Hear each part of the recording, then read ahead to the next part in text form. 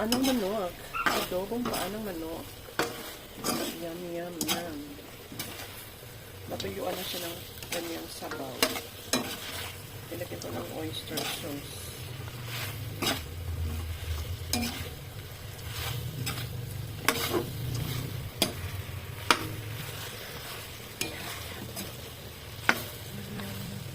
Malambot naman siya.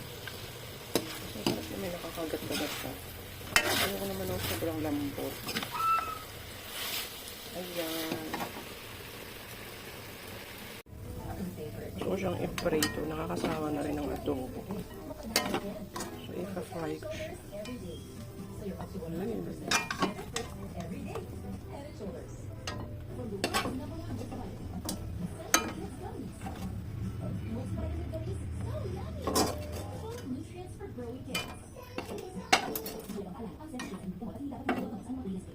Tama na. Tama na yung sobrang tapang, sobrang sweet, moderate taste like. Sa tapang, tama. Sa tamis at creaminess.